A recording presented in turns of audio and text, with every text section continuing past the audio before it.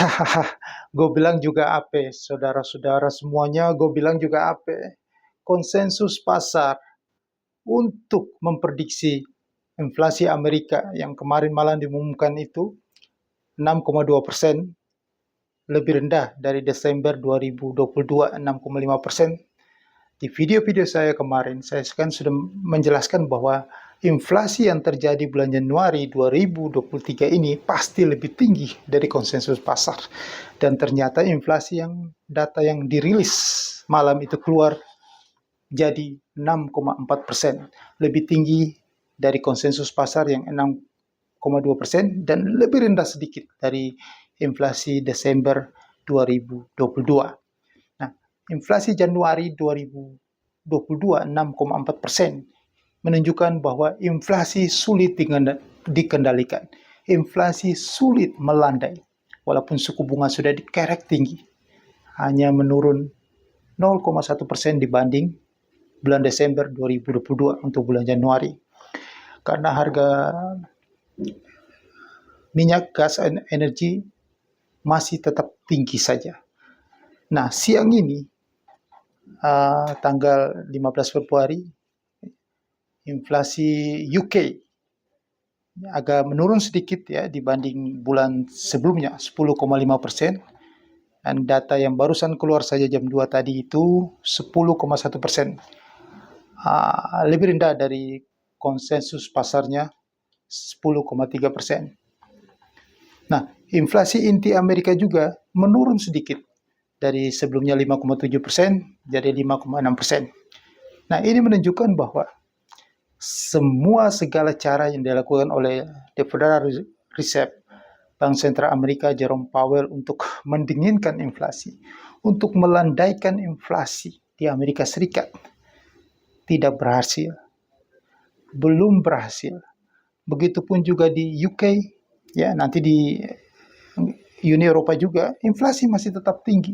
Di UK walaupun agak menurun dibanding Desember 2022 10,5%, sekarang 10,1%, tetapi masih di angka 10%. Inflasi di UK, di Inggris masih sangat tinggi.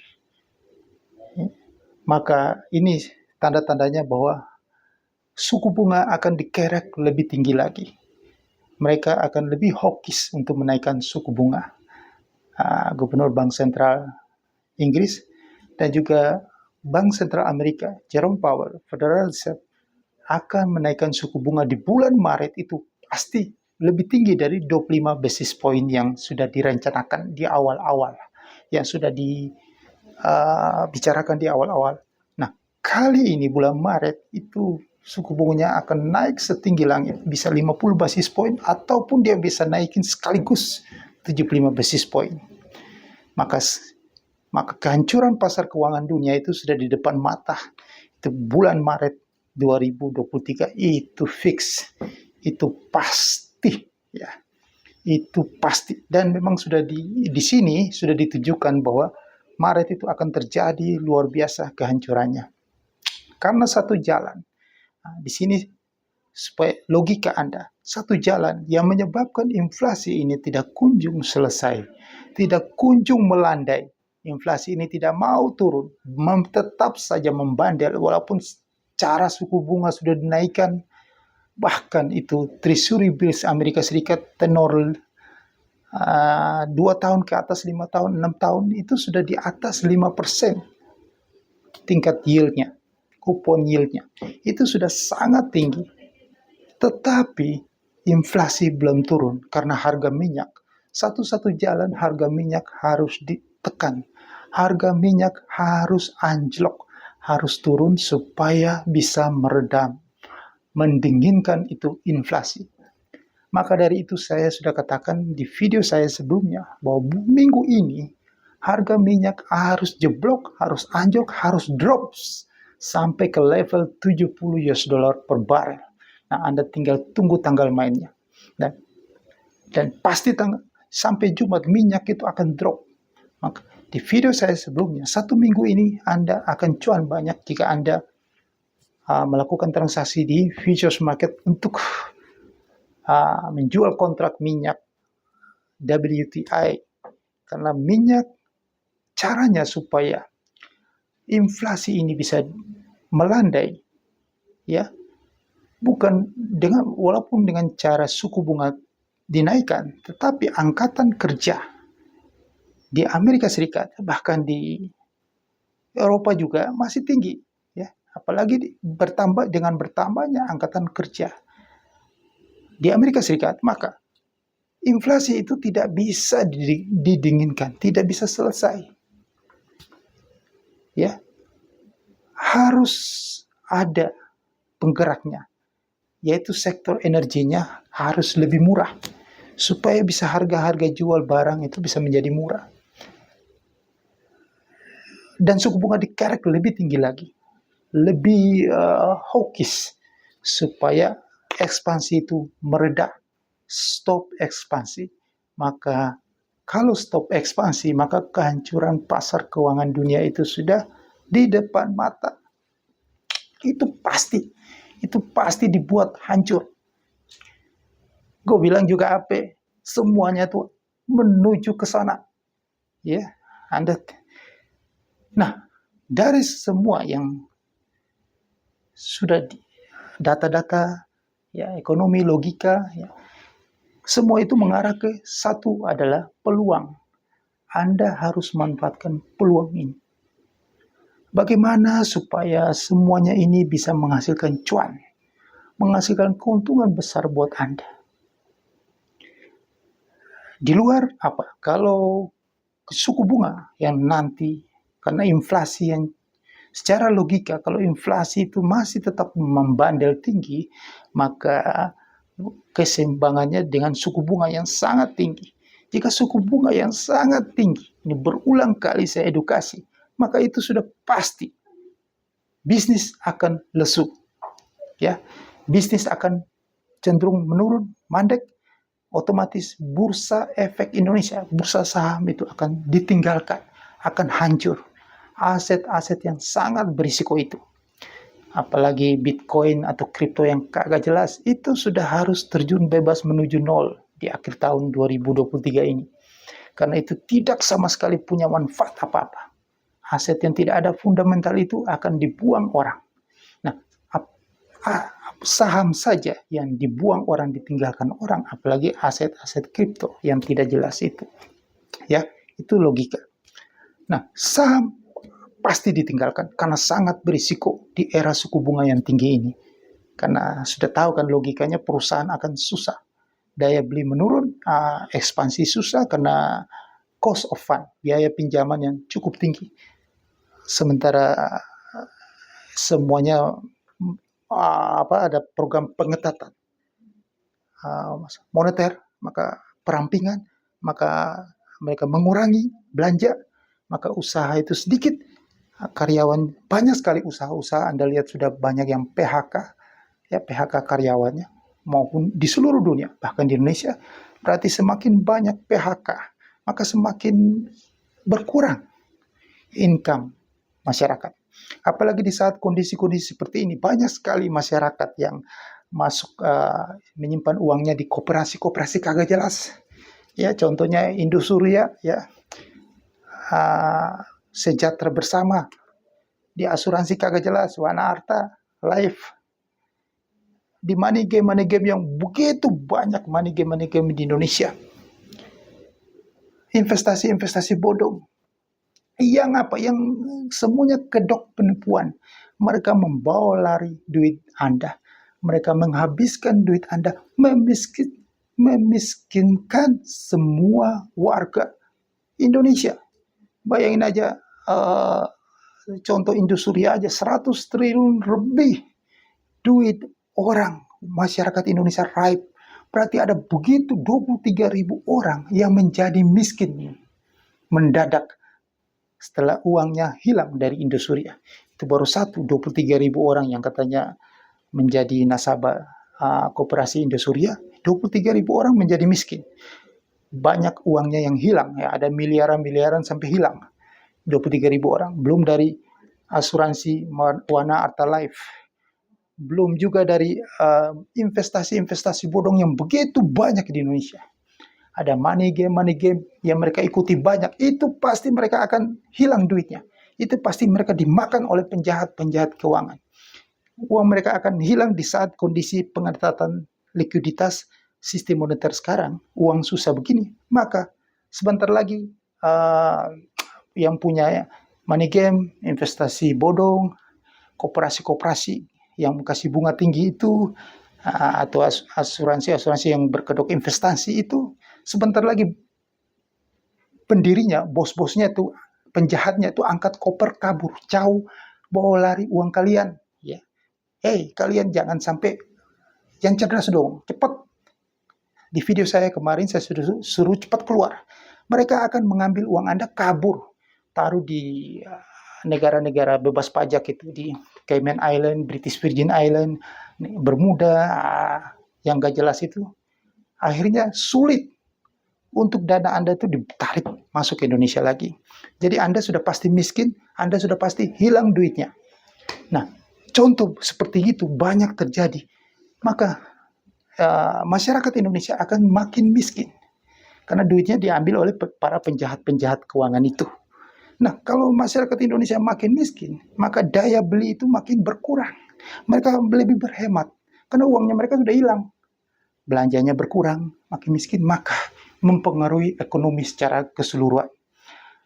Ekonomi global di negara kita, daya beli yang dikatakan bahwa kalau misalnya kita negara, ya, jadi ini pengaruh dampak, maka rupiah itu secara logika sudah pasti rupiah kita akan jatuh, dolar rupiah akan jatuh ke 18.000. Sudah pasti kita akan terkena krisis ekonomi karena begitu banyak masyarakat Indonesia yang menjadi miskin mendadak akibat dari penjahat-penjahat keuangan, Koperasi Indosuria, Wanarta Life, Koperasi Sejahtera Bersama, koperasi yang simpan pinjam itu, waduh, semuanya prakteknya agak jelas. Asuransi yang berkedok investasi bodong, money game, semuanya robot-robot trading, memiskinkan warga masyarakat Indonesia.